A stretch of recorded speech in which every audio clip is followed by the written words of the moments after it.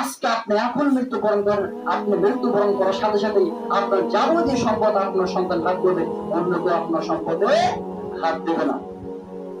তাহলে দেখেন, আপনি যদি এখন মৃত্যুবরণ করেন, মানে এখন, মানুষ কখন মৃত্যুবরণ করবে তাও কিন্তু কেউ জানে না।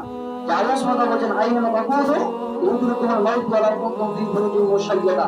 তোমরা যেখানেই থাকো না কেন, যেখানে লুকিয়ে থাকো না কেন, যদিও থাকো সুদৃঢ় প্রাচীরের মধ্যে লুকিয়ে থাকো না কেন, তবুও তোমাদেরকে মৃত্যু গ্রাস করবেই। তাহলে আমরা দেখতে পারলাম যে আমরা দুনিয়াতে যেখানেই থাকি না কেন, আমাকে আপনাকে মৃত্যু গ্রাস করবেই। এই কথাই সত্য, এই কথাই চূড়ান্ত। সম্মানিত উপস্থিতি, যে কথা বলতে চাচ্ছিলাম, তাহলে আপনি যদি এখন মৃত্যুবরণ করেন, মৃত্যুবরণ করার সাথে সাথে আপনার পরনে যে কাপড়টা রয়েছে, এই কাপড়টা আপনার কাছ থেকে খুলে দেওয়া হবে। আপনার কিছুই থাকবে না দুনিয়াবি। আপনি দুনিয়াতে যে ভূমিষ্ঠ হয়েছেন, যেভাবে উলঙ্গ হয়েছেন, খাটনা বিহীন এসেছেন, আপনাকে ওই উলঙ্গ বিহীন ইতিহাস হতো যদি আপনার শুধু ওই শত ঢাকা পর্যন্ত আপনার যে যতটুকু কাপড় লাগবে, শুধু ওই সাদা কাপড় পরিধান করে আপনাকে কবরে দেওয়া হবে।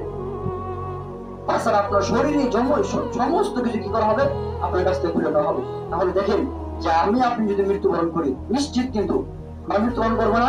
কথা বলেন, কেউ কথা বলেন না কেন? কথা বলতে আপনি কি মৃত্যুবরণ করবো না?